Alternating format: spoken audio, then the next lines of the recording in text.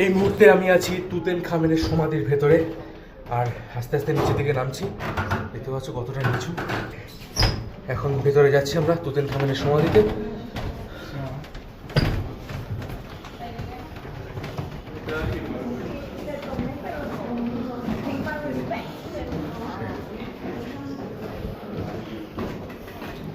এটা হচ্ছে তুতেন খামেনের মমি।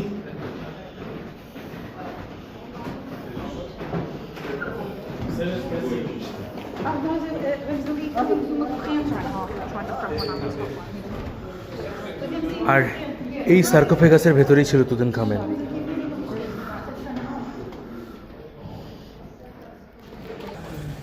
এই প্রথমবার, ছোটবেলা থেকে বইতে পড়েছি তুতেন খামেনের ব্যাপারে, আজ প্রথমবার তুতেন খামেনের মমিতে আসতে পেরেছি। ভীষণই টাফ এখানে আসা, অলরেডি ঘামেই গেছে একদম পুরো।